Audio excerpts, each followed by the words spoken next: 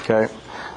This is where things will be flying at high speeds, which could hurt you if you happen to be in their way. At the end of the compressor or the pump, that is where the shaft exits the pump. The stuff that you want to maintain is inside the pump. You want to keep it there. If there's a seal failure at the end of either side where the seal has failed, you'll either have toxic gas or a flammable mixture with the potential for an explosion. And if you're around the driver, you either have hot conditions, which can give you a burn, or you can get electrocution if it happens to be an electric motor. So the further away you can be, the safer from this kind of equipment. Because accidents do happen. We're dealing with mechanical items, and failures do occur. This turbine wheel, you'll notice the other wheel that's inside is in pristine condition because this turbine wheel actually came from the engine on the other side of the fuselage. It came through its engine cowling, through the fuselage, and parked itself right there. And before we start our conversations on rotating equipment, I thought we'd have a philosophical moment. And this is something that one of my instructors at Cal Poly, one of my thermal instructors, said, it's not so important to memorize every equation, constant, and conversion that you will encounter in your engineering career. It will be important to remember where to find them when you need them in the future. And then he proceeded to introduce us to the sensible static enthalpy equation, and we all decided that, yeah, that is a good idea. We don't need to memorize every equation that's like this. And so because of that, if there is one thing that you take away from the class, this class and the next class, it's that if you have questions on rotating equipment, contact me. We're here to support. We're a support group just like everyone else. And we'll answer whatever questions you may have in whatever depth that you wish to take them. Most of you are assigned to projects. Most of the projects will have an assigned rotating equipment person to that project. You can start with them. You can come to me. That's why my contact information is on the very first sheet. We're a resource for you to use.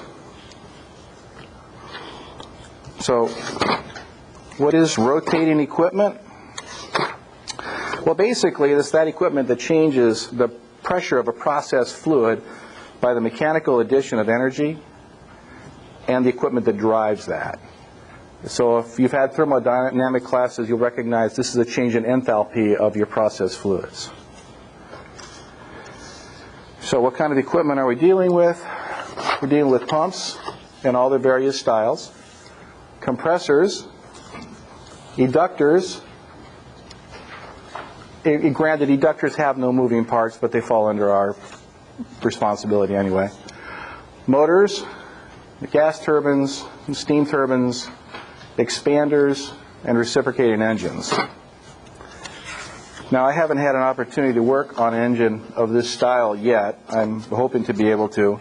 I have a lot of respect for the people that design this equipment because they make it extremely user-friendly. There's the operator right there. And so what they have done is they've built in ladders into the crankcase of the engine so that when you drop a tool, it makes it real easy to go ahead and retrieve. So what do we do? Well, some of the first things we do up front on a job is obtain budgetary estimates for business development and for any new scope of an ongoing project. And those estimates are either done in-house, depending on the complexity of the equipment. If it's something that's relatively simple or something that we've done recently in the past, we'll use our in-house numbers. If not, we'll sometimes contact vendors who make that equipment, and we'll get the pricing and availability from them. If we only have a short length of time, 1 or 2 days, to try to get a budgetary number done, we'll do it in-house to the best of our ability. If we have a week or more, we can generally get a decent number out of a vendor. If a project is ongoing, we'll generate requisitions for quotation for the equipment. And some of the tools that we use for requisitioning of equipment is American Petroleum Institute specifications. These are the major ones we use. They're not all that we use. We have 610 for centrifugal pumps, 611 and 612 for steam turbines, the general purpose and special purpose. 613 is for gearboxes, 614 is for lube oil systems. 616 and 617, they're the big ones we use for gas turbines and centrifugal compressors. 618 is for reciprocating compressors. 670 for vibration instrumentation for monitoring of equipment. 671 is couplings. 674 is positive displacement pumps. And then 682 is the pump shaft seal specifications. There's a lot more, but they go into more of the niche market, and these are the majority of the ones that we're going to use. Now, along with APIs, we'll have company standards that different disciplines put out. Some will be from instrumentation, electrical, piping, and we write our own in some instances where there may not be an API specification, or if we have to do a supplement that puts additional requirements beyond what API calls for. We also will sometimes get client specifications if he has supplements or additional requirements above and beyond what API or our company specifications call for. We then also have sometimes project specifications, which are specific only to a given project. We'll deal with some, some national standards like ANSI and some international standards like ISO if we're doing a European or an overseas job. Industrial specifications for materials and things of that nature.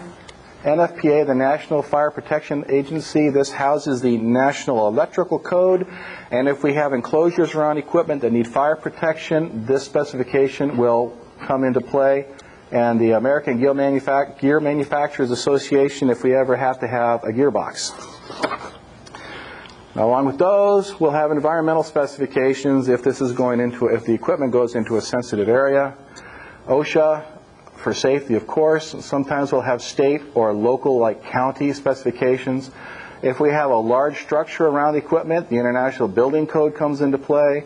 Sometimes we'll get federal, like EPA requirements, and the National Electrical Motor Association, that's for our motors and generators.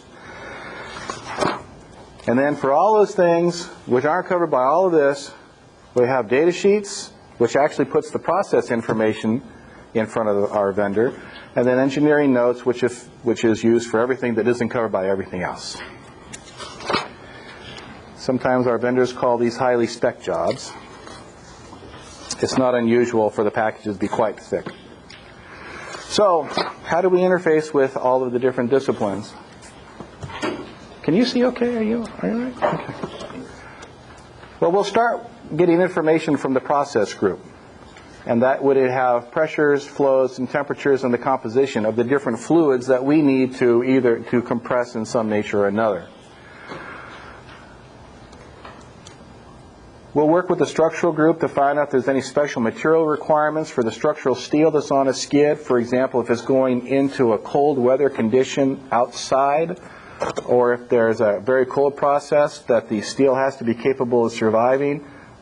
Those requirements will come from structural. Instrumentation will give us specifications for instruments, for ISA data sheets, a vendor's list if the client has one or if the project has one, and then the scope of the instrumentation that we expect on the skid, and sometimes even the breakdown. We sometimes share responsibilities between the facility control system and the vendor-supplied control system, and how that's broken down has to get worked out with instrumentation up front.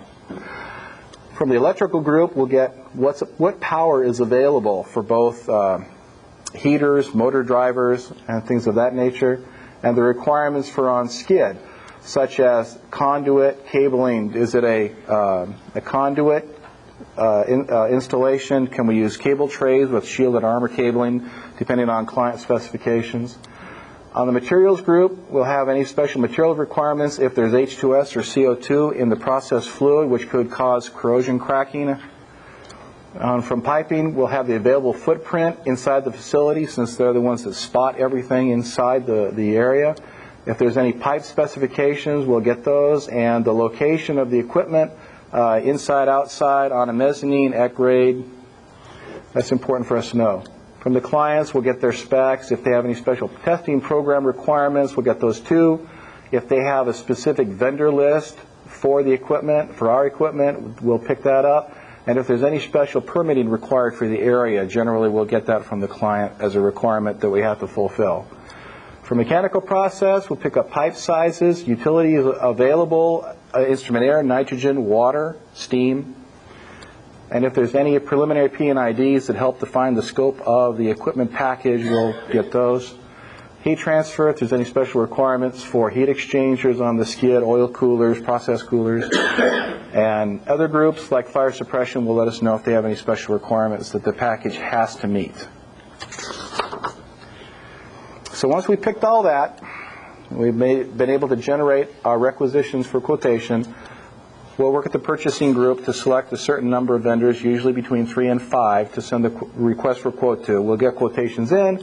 We'll do a bid evaluation and identify who the successful, the technically acceptable vendors are, and then we'll get an order placed, and then information starts to come from the vendor, and then we'll start doing information coordination with all the disciplines. And so once we start getting information from the vendors to the process group, we'll send the actual flows and temperatures. Usually equipment doesn't match exactly what the process requirements are. We'll either be a little bit too high or a little bit too low. We'll work with process to come up with what is an acceptable range on the process flow. And if it's a compressor, because of different efficiencies from different vendors, the actual discharge temperatures will vary. So they'll need this information to then hand off to the heat transfer group for the aftercooler sizing. From structural, or for structural, we'll pick up the skid size and the anchor bolt location, the weight, the speed of the equipment, with whatever unbalanced forces there may be in the center of gravity. That's important for them to do an evaluation of the way the machine is going to interface and react to the foundation and the building it may be in. To instrumentation, we'll send an instrumentation list, all the set points for the instruments, and interface data if the control system on skid is interfaced with a plant-wide DCS of some nature. We'll sometimes work with the consultants for acoustic analysis or rotor dynamic analyses if those are appropriate for us to do. For the electrical group, we'll send them the number of motors that we have and their size so they can size their MCC accordingly. Number of heaters we may have for lube oil or space heating, junction box locations and wiring diagrams so that they can go ahead and do their interconnection drawings. A materials group will send weld procedures for them to evaluate to ensure that the proper types of weld rod and preheat and post-weld heat treat are being done. To the piping group, we'll send the skid layout and any maintenance access requirements that we may have so that they can spot it properly and in a good location inside the building. Whatever crane requirements there will be for as far as height and tonnage. The piping connections, their orientation, size, and location so that they can actually do their ISOs to hook the pipe up to it. The client will identify to them the testing program and, of course, the cost and the schedule. Mechanical process will send auxiliary PNIDs, which sometimes we end up redrawing in the client's style and format. This would be lube oil systems, sealed systems, cooling water, instrument air, things of that nature. Whatever utility requirements there are for cooling water, air, nitrogen, those would be identified, and a connection list for all of the different drains as well as the process connections.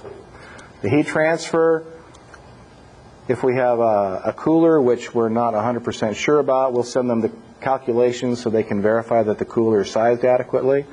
And for others, we have heat rejection into the building so that HVAC knows how much air conditioning is required to keep the building in temperature and how much noise is being generated from this to find out if whatever attenuation needs to be done on the walls or as blankets or as curtains to meet the client requirements, usually about 85 dBA.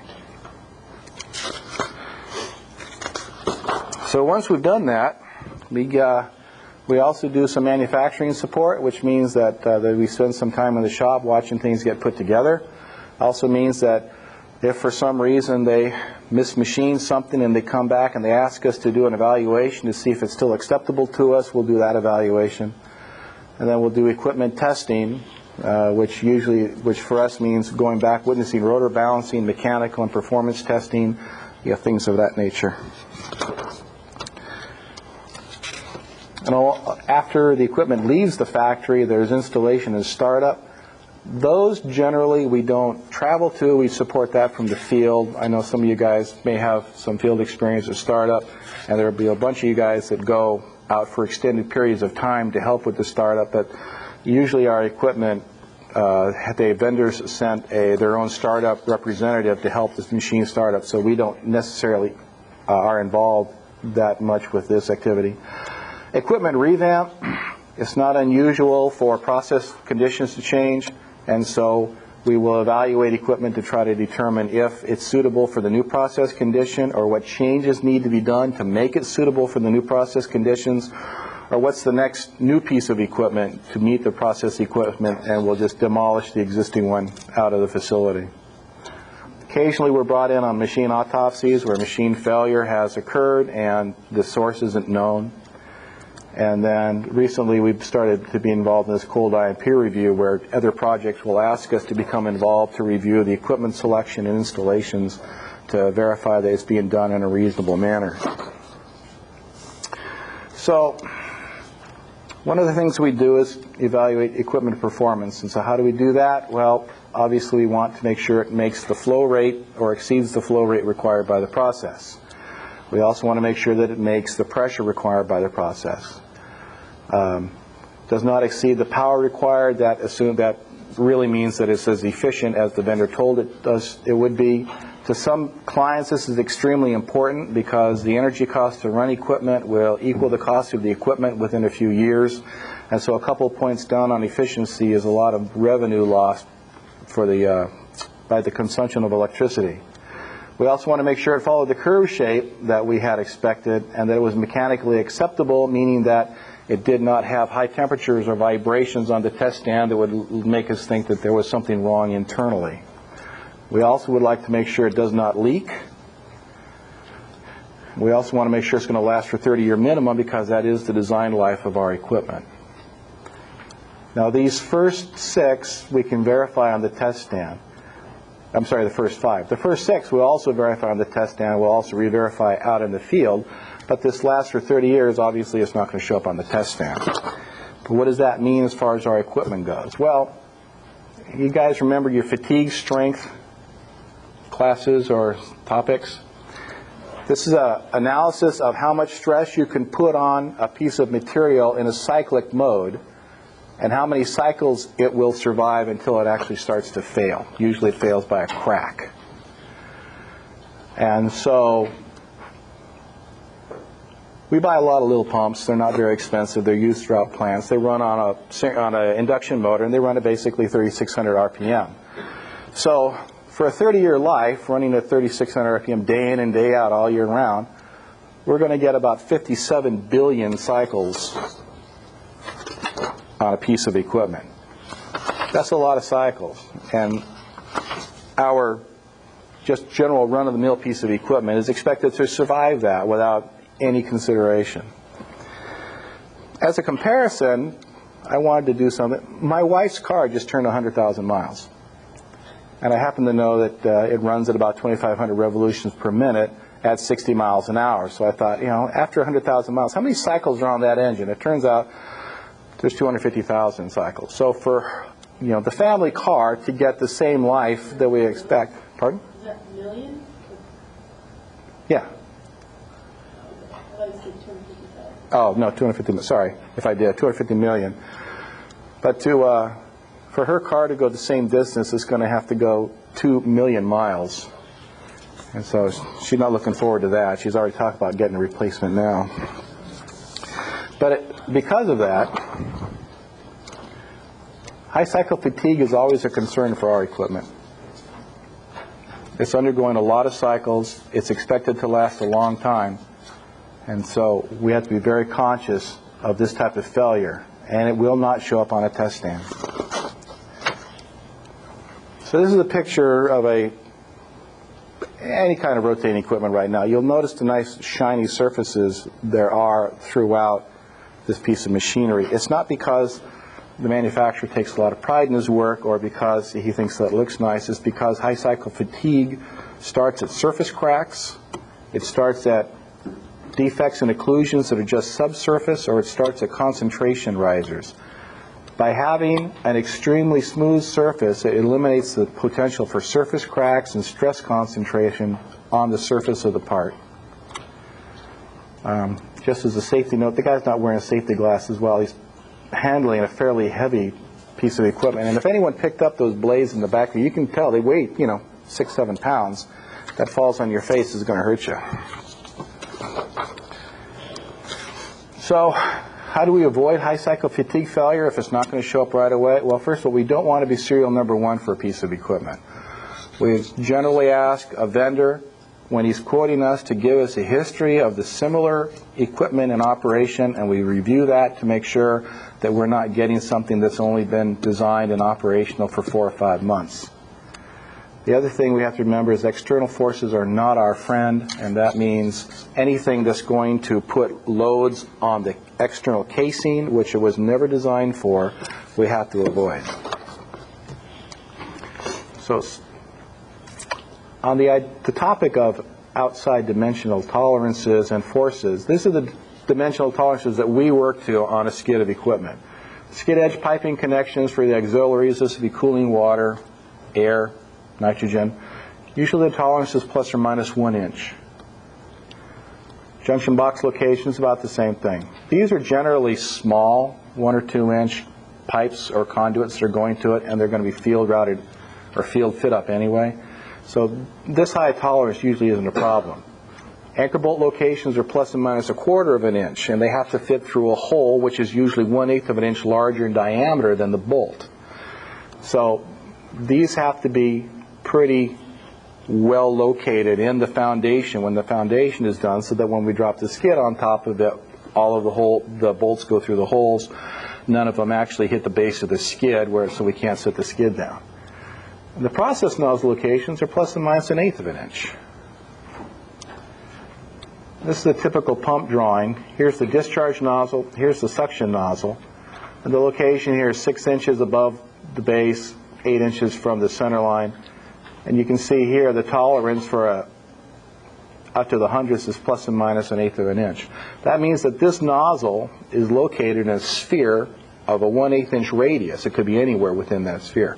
So that means that if you have a piping ISO that identifies the location exactly, and you build every piece of pipe directly to the ISO, and you hit every one right on, you're still not going to hit this nozzle on, because this nozzle is probably not going to be exactly where you expect it to be.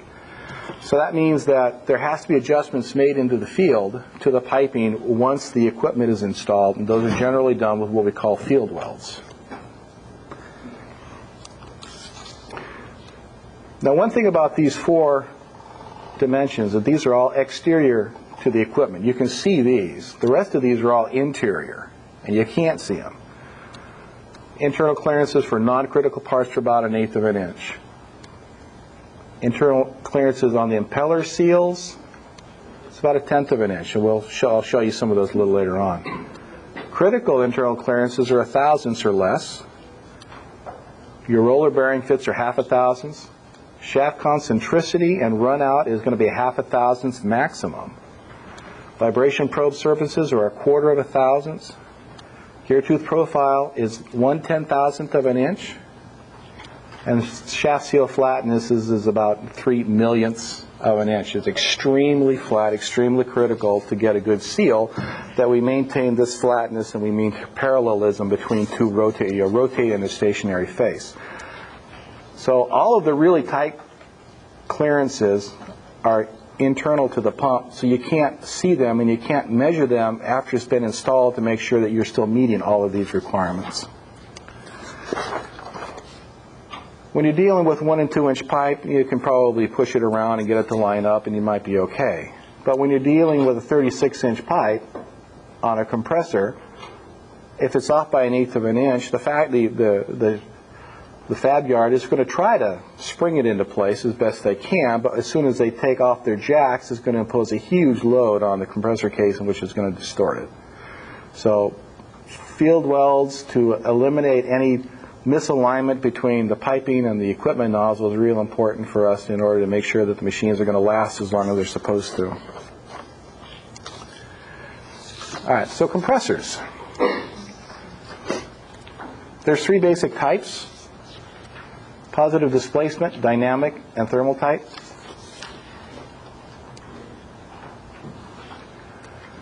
This is a generalized chart. It has flow across the bottom, and on the y-axis is differential pressure, discharge pressure. And this breaks down the different compressor types by the flow range and pressure range that it fits in.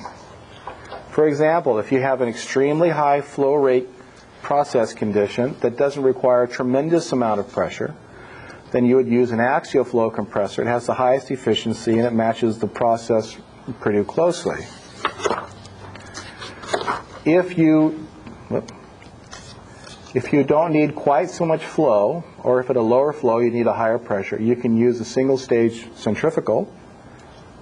If you have a higher requirement for pressure and almost the same amount of flow, then you'd use a multi-stage centrifugal compressor. At lower flows and at medium pressures, you would use a single-stage recip, and if you need higher pressure, you would use a multi-stage recip with interstage cooling.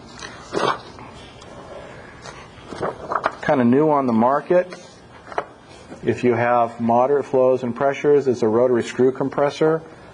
Some people think it's a good alternative to a reciprocating compressor in this range, and that it has no valves and very few moving parts, so it has a higher reliability.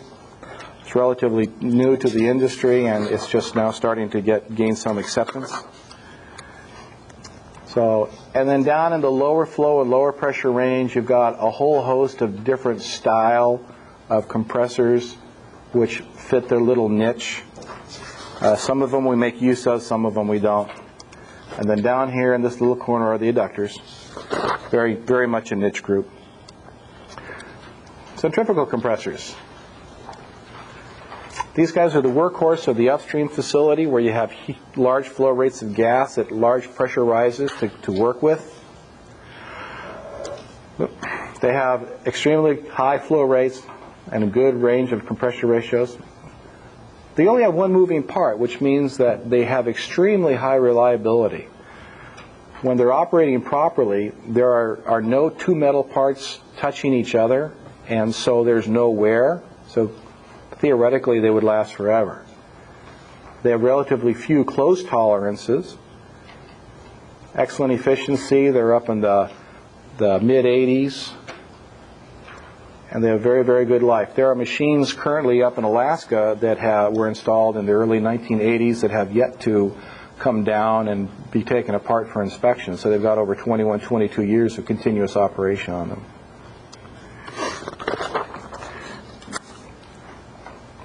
So generally what it looks like, I wanted this slide because I wanted to talk a little bit about how centrifugal compressors do the work. And the work is being done all by these purple and yellow sections. The purple parts are the impellers, which are shrunk onto the shaft and spin at a relatively high speed. The yellow section are stationary portions of the aerodynamic air path that does the conversion of velocity to pressure. What happens is gas enters the eye of the impeller at a relatively low velocity and gets accelerated as it passes through the impeller. It leaves at a very high velocity and a slightly lower static pressure. The diaphragms, using Bernoulli's equation, translate that velocity head into static head. And so you end up having it slows the gases down and builds up a static pressure. There's a return channel and then another gas path which aligns the gas to the eye of the next impeller so that it comes in at the proper angle for the best efficiency it can inside this impeller. So by this series of acceleration, deceleration, pressure rise, acceleration, deceleration, pressure rise, we end up compressing the gas from a relatively low pressure to a relatively high pressure. There's three types of centrifugal compressors: the single stage overhung, the horizontally split, and the barrel style. Single stage overhung is exactly what it claims to be. The driver would be out here with an input shaft. This is the impeller. There's the bearing housing. So the impeller is out beyond the bearings. It has an axial flow inlet and then a radial flow outlet. These will handle extremely high volumes with moderate pressure rises across them. This is one of the largest in the world. We bought this for the Mix project a couple, 7, 8 years ago. It handles about 2 billion standard cubic feet a day. It consumes between 40 and 50,000 horsepower to do that. It's not a huge pressurized machine, but it is a huge volume machine. This is a horizontally split machine. Again, the name describes it. Once you've removed about 300 bolts, you can go ahead and pick the upper half off, and then you set it on the ground over here, and it gives you access to the rotor and to all the bearings and the seals and to the lower half of the stationary aerodynamic pathway. These are good for high flows. They're not so good for real high pressure in that you've got a very large area that's trying to blow the two upper and lower half apart, so you have huge forces, which is one reason why you have so many bolts on the horizontal center line. So for high pressure machines, we wouldn't use this. The other thing is, because if you have maintenance work, you want to take the upper halves off, all the process nozzles are on the bottom.